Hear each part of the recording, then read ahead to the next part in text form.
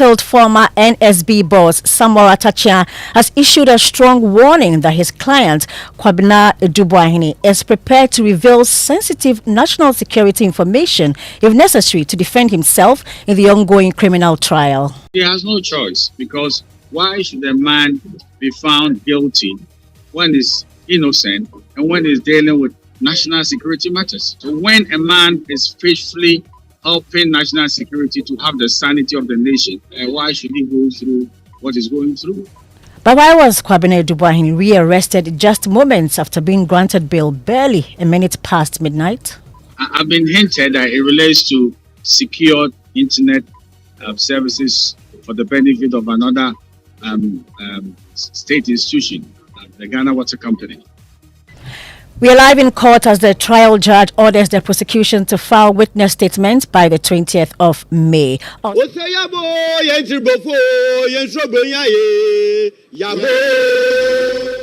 You heard the workers of Railways Ghana laying down their tools in protest over 7 months of unpaid salary, stating that a prolonged delay is severely impacting their livelihoods and also ability to support their families.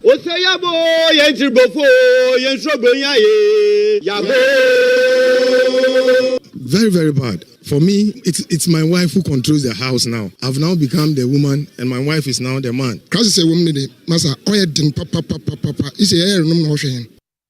We'll be live on the ground for the very latest. We'll also bring you sports in this bulletin. And President John Dramani Mahama voices concern over what he terms a toxic environment left behind in Ghana's oil industry by the previous administration. And so there was a lot of disinvestment. They had little squabbles with all the oil investors. For instance, with Tullow, there was a squabble over taxes. More as he remains hopeful that by early next year, outstanding debts in the energy sector, including payments owed to independent power producers, will be cleared.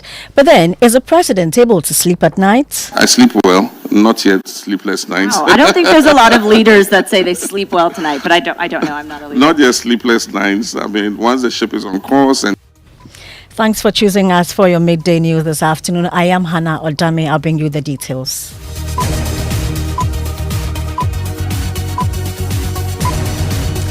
We start with a private citizen, Eric Dumevi Akachi. He has formally petitioned the Commission on Human Rights and Administrative Justice, SHRAJ, calling a full-scale investigation into alleged acts of corruption involving the acting CEO of the Gold Board, Sammy Jenfi. The petitioner alleges that Mr. Jenfi has been involved in suspicious financial activities, citing an amount exceeding 100 million Ghana cedis lodged in his two consolidated Bank Ghana accounts shortly after he assumed office. The petitioner also claims the accounts showed no such activity prior to his appointment. The Gold Board acting CEO has faced intense backlash after he was seen in a viral video gifting an undisclosed amount of US dollars to self-styled evangelist Patricia Uduro-Kranting, popularly known as Agrada. Well, legal affairs correspondent Kweku Asante joins me in the studio with more details.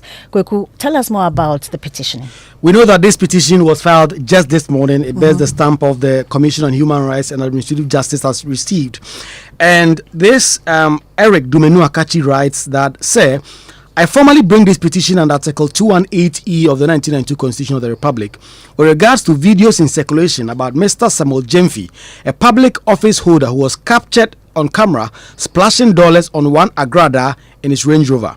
As a public interest advocate, it has come to my attention that a said Samuel Jenfi currently has two private bank accounts with Consolidated Bank Ghana. One is a dollar account and the other being a CD account.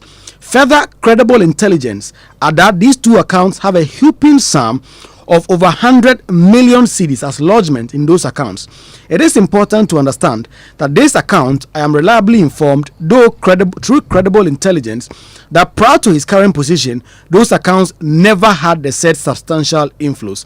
This, I contend, including the splashing of dollars on the 10th of May, leads one to an irresistible conclusion with the accuracy of mathematics that these are perfect instances of alleged engagements in suspected corruption which falls within the investigative mandate of this commission. I am by this complaint calling for a full-scale investigation into the source of money. He signs this, Eric Dumenu Akachi, and this has been lodged at SRAJ as of this morning. Thank you very much, Kweku Asante, Legal Affairs Correspondent. Well, joining the calls for the sanctions, the MPP held a press conference just moments ago, urging the Office of the Special Prosecutor and the Criminal Investigations Department to investigate the matter. National organizer of the MPP, Henry Nanabuachi, accused Mr. Jenfi of potentially breaching several laws, including the Foreign Exchange Act, the Anti-Money Laundering Act, and the Public Officers Code of Conduct. We say without fear of contradiction that in the absence of Mr. Sami Jenfi providing direct evidence of the source of funding, thousands of United States dollars found in his car, seen in the video widely circulated on social media, the Special Prosecutor and the Criminal Investigation Department, CID of Ghana Police, to investigate the activities of Mr. Sami Jenfi in his short tenure as acting chief executive officer. And again, you have been told that all appointees, including ministers, they have not even received their salary since they had the appointment. All of them. That is the information we have. To investigate the activities of Mr. Sami Jenfi in a short tenure as acting chief executive officer of both PMMNC and the Ghana Gold Board. Well, Kenneth JC was at the press conference and he joins us live for more on that. Kenneth, what more can you report from this presser? Well, they've been incident to the infamous incident that happened during the tenure of former President Nana Akufo-Addo. Cecilia Tapa was found with over $1 million in her house, which was stolen by a house help. Now, according to the MPP, when this incident happened, Cecilia Tapa was forced to resign and an investigation was commenced and she was found not guilty. They are proffering same to be done to Sami Jenfi, who they say was a fierce critic of this particular incident when it happened. They've also questioned where Sami Jenfi got his alleged $350,000 Range Rover, as he has not been paid since he assumed office some few months ago. So they are calling the president, John Dramani Mahama, to focus on sanctions on Sami Jenfi. And it's a patent indiscretion which breaches several laws of the land, and more importantly, mocks and makes nonsensical the recently enacted code of conduct by President Mahama. Among the several laws breached by the National Communications Officer and the acting CEO of Gold Board are the Foreign Exchange Act, the Anti-Money Laundering Act, and then also the Code of Conduct, which was outlawed by His Excellency the President just about a week ago, exactly a week ago. Among the several laws breached by Sami Jenfi are Section 3, 1, and 4 of the Foreign Exchange Act, Act 723, which prohibits a person engaging in the business of dealing in foreign exchange without a license issued under the Act. Dealing in foreign exchange under the Act includes the receipt or payment of foreign currency, which Sami Jenfi is seen to have been doing in the video.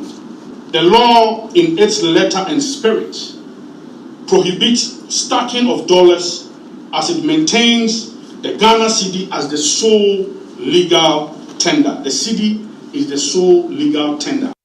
You heard the Henry Nanabuachi. Meanwhile, sources at the Jubilee House have confirmed that the Chief of Staff summoned Sami Jenfi to the presidency on Monday. Our presidential affairs correspondent Maxwell Agbagba joins me in the studio with more. Maxwell, what do we know from that? Yes, Hannah. So indeed, our sources at the Jubilee House confirmed that Sami Jenfi visited the presidency on Monday. According to our information, the meeting was brief but intense.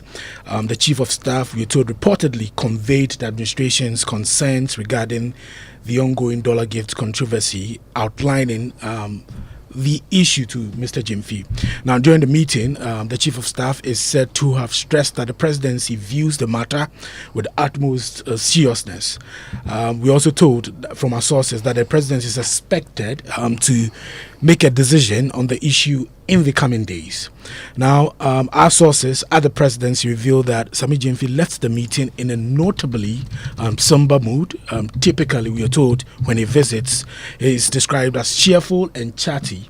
But this time, the mood was quite different. We are told that he appeared notably subdued after the meeting.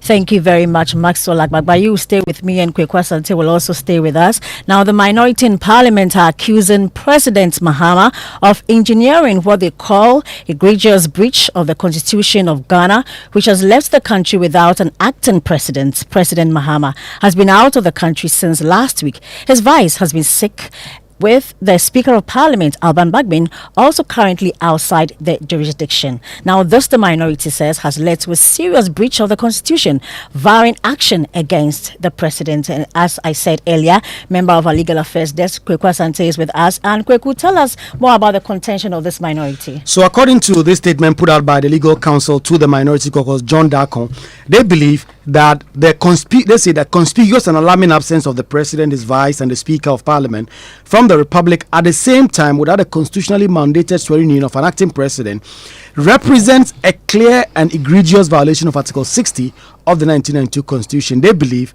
that this matter is something that they are going to take up when Parliament resumes. And a quote in the last paragraph, it says, "As a minority caucus, in our role as vigilant custodians of the Constitution, we shall continue to expose and resist such violations." Thank you very much, Kwekwa Sante. Well, joining us on the phone line, luckily, is Professor of Law at the University of Ghana, Kojo Epeje Tua, and he is... Joining us on the phone line is, John Darko. He's legal counsel to the minority. Now, tell us, do you not consider that the acting CJ is next in line, or you don't consider that he is in the succession line at all? Well, that is very interesting. Our constitution is very clear. Anybody who has to act as a president must take the oath of the president. And so you realize anytime the president and vice president are out of the country, the Speaker of Parliament will have to take the oath of president. And so, as it stands now, nobody has taken that oath of president. And you have to take that oath of president in the presence of Parliament. I'm a parliamentarian. You have been called by the office of the Speaker for anybody to be sworn in as acting president. So, it's very intents and purposes. At the time the president was outside of the country, nobody had sworn, the oath of president to act as a president. And so that vacuum had been created. And you see, the problem is that if we allow these constitutional violations to go on, today it is Article 60. The next time it may be Article 18. The next time it may be your human rights. And then by the time you realize the president says, well, I want to go for the third term, because the guardrails that we have put there, he will consistently violate them without any punishment. When the president took the oath of president, he said that when he willfully violates the Constitution, he will suffer the penalty thereof. Is the president ready to now subject himself to his oath of office, to be subjected to the impeachment processes for willful violation of the constitutional provision? These are questions we need to ask. And as a people of Ghana, we must all fight against this act of the president. We should, and the problem is that at the time the president was leaving, the Speaker of Parliament had already left on the 8th of April. All right? The Vice President, we all know, has always been outside the country. So when the president was leaving the country, he knew, or at best, ought to have known, that he was going to create that vacuum, and that his leaving the country was going to be a breach of the Constitution. But now, Emperor Mr. President decided that, look, I am the emperor, I can do whatever I like. Damn the consequence. And left the country. Is that what we voted the president for? To briefly violate our Constitution? And so we will keep bringing these up. And at the appropriate time, if we have to invoke the impeachment proceedings, we will do so. We will not sit idly by for the Constitution given to us to be violated without any consequence. And we await that appropriate time that you talk about. Legal Counsel of the Minority, John Darko, thank you very much for your time. Well, government spokespersons have denied comment on this matter for now, but we have our presidential affairs correspondent here, Maxwell Agbagba, to tell us where the president has been since last week and when he's returning. Well, Hannah, we know that the president sometime last week was outside the country, where he visited the vice president, Professor Nana Jane Opoku-Agyeman, and posed with her outside. I'm sure you saw his post on Sunday. Yeah, Sunday, Mother's wishing Day. Mothers Happy Mother's Day. Sure. And then from there, he is the champion of African Union financial institutions. So from there, he moved to Lome, Togo, where he addressed the African Union Debt Sustainability Conference that happened yesterday. Okay. Now, from that African Union Debt Sustainability Conference, he moved to Côte d'Ivoire, and then in Côte d'Ivoire today, he addressed the Africa CEO Forum Annual Summit on the theme Oil and Renewable Energy, a dual bet for Ghana's future. And there he's been speaking, and he's been speaking about how the previous administration created a toxic environment, in the oil sector. I think that the environment got a bit toxic. I don't know for what reason. Government did not seem to prioritize the sector. And so there was a lot of disinvestment. They had little squabbles with all the oil investors. For instance, with Tallow, there was a squabble over taxes. I mean, it was something that they could have resolved. Tallow went into arbitration and won the arbitration before we came into office. And so on the rest of the issues left to that were in dispute, we are sitting with Tallow and we're resolving them. And I think that that's the way it should go. Well, speaking further on the broader economic outlook, the president said his government remains focused on ensuring macroeconomic stability. When asked if he was losing sleep over potential public dissatisfaction or economic challenges, he said he remains cautiously optimistic. And so when we met with the IMF for the last review, we got staff level agreement because of the adjustments that we had made. And so I think that it's raised business confidence. Everybody thinks that we're on the right track. So far, so good. Easy does it. But you did tell me earlier you're just getting started and there's still a lot more work. What's your top priority right now? Even though you are getting signals from the markets, from the currency stabilizing, what still keeps you up at night a bit? We feel the focus is on the macroeconomy, trying to stabilize the situation, build confidence, bring back investments. And I think that we're on the right track. I'm cautiously optimistic, and it doesn't keep me awake at night yet, but I think we're on the right path.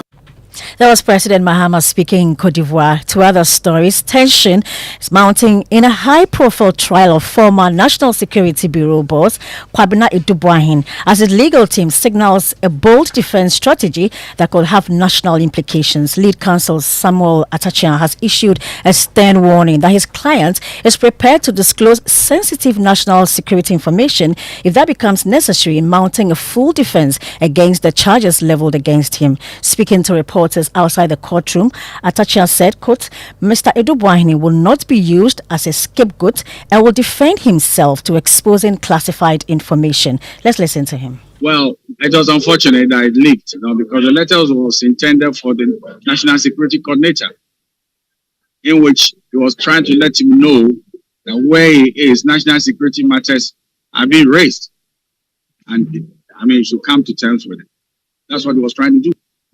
He was not saying that he's afraid to defend himself, but he's saying that they are pushing him in areas of national security. And when pushed to come to shove, he has to defend himself.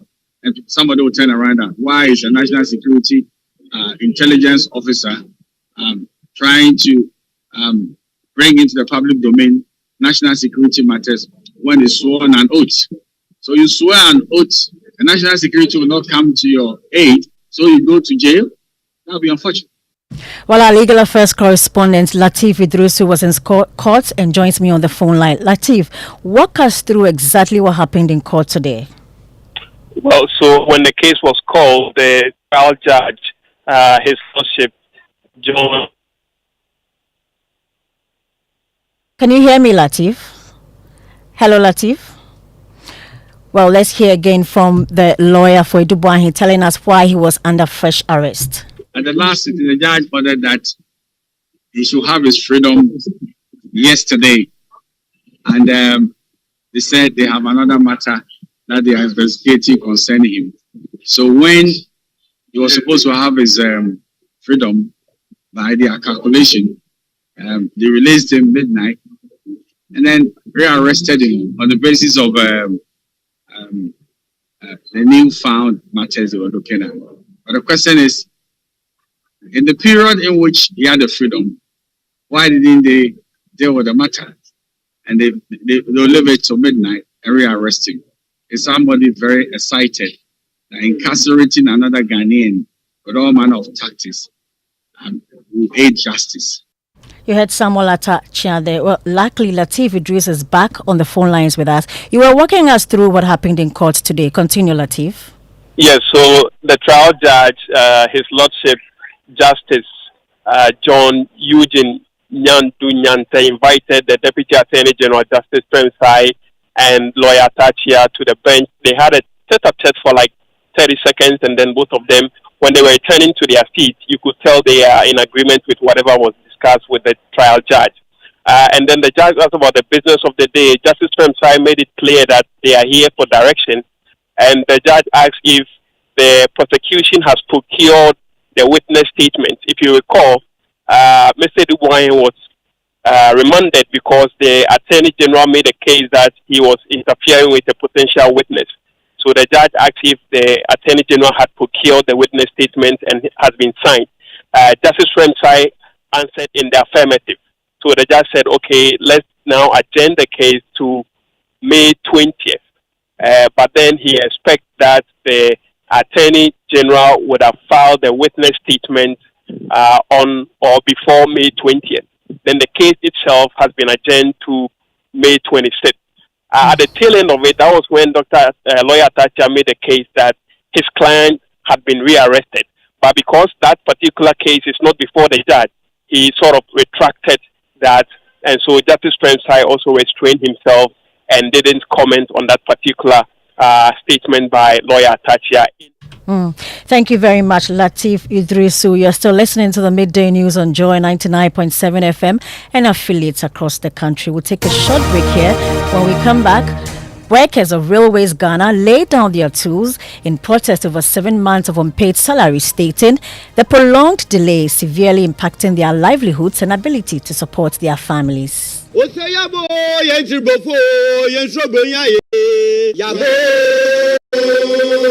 Very, very bad. For me, it's my wife who controls the house now. I've now become the woman, and my wife is now the man. Because it's a woman, masa oya din papa.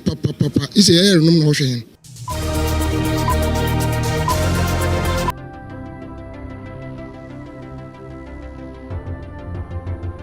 When budgets are tight and money difficult to come by, you want to be sure you get the best value for your money. These are not times to be spending money fixing expensive engine problems because of cheap fuel and lubricants. Drive to a petrol source station today and buy your quality fuel and lubricants, and rest assured of fuel that lasts long and lubricants that prevent expensive engine problems. Hear the sound. Petrosol, clean fuel in full quantity. When I wake up in the morning, I brush my teeth with Kale Charcoal toothpaste. This gives me confidence all day. Anytime you meet Amma, don't be surprised I smile showing my beautiful white teeth because I don't have cavity thanks to Kale Charcoal toothpaste for its natural charcoal properties. In fact, we are like twins. I can't go without my Kale Charcoal toothpaste. That be why I use Kale Charcoal toothpaste morning and night when I go bed safe. It make my teeth white when it come out every scent from my mouth inside. My confidence level they go up, so I show my 32 teeth all. Introducing the Kale Charcoal toothpaste, formulated with activated bamboo charcoal powder, ensures whiter teeth and removes bad breath. The strong natural property of the activated bamboo charcoal removes bacteria, absorbs surface stains on our teeth caused by coffee, wines, and tobacco. Welcome, Kale Charcoal toothpaste. Kale Charcoal toothpaste, Sankofa Yenchi. Kale, happy smile. This advert is FDA approved. Hey, dear Niham sir. And you stay soft concentrate fabric softener. I was such it move. You're sending this say, but you hear my tina watch. Nihian it's now watch. No, be a baby, some some demoni in us say. Dear Niham say. Fair quiet, yes, in Biara Association Ontario. Use stay soft and Nihian it's now watch. Nani boss to tap from cry. A fabric softener. And yen yes, say, sir. Choose to stay soft. No, who's so say, no. FDID a garden crack to yatu.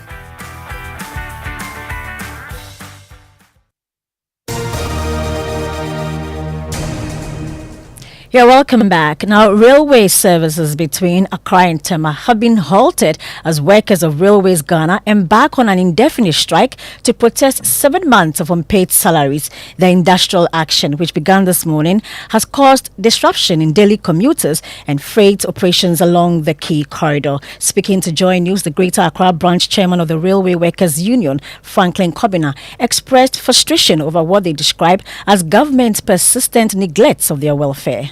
We have waited for quite long, 7 months. So when again should we tell them to bring us our salary? The time is now. That is why we gave them by the close of yesterday. We started demanding this salary somewhere last year. We were told we should wait because the previous government is no more there. So we are to wait till we get a sector minister. So we continue from there. We have waited. They told us there's no minister for him to talk about railway issue. So we were able to wait, patiently wait. The minister was appointed. He went through vetting.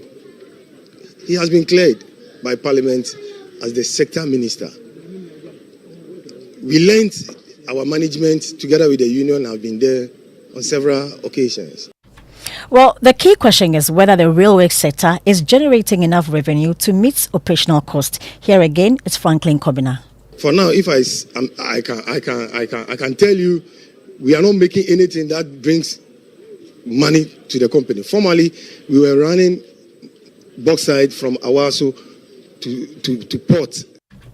Well, my colleague Collins Frimpong is on the beat and joins us on the phone lines with more. Collins, you've been speaking to the workers and they told you how bad the delay in payment of their salaries is affecting them. Tell us about that. So, Hannah, when we engage quite a number of the workers at the Accra railway station, what they tell me is that they have not been able to provide for their families for the last 7 months, including payment of fees, daily expenses, and also providing medical fees for themselves. And as a result, one of their colleagues died just about 2 weeks ago.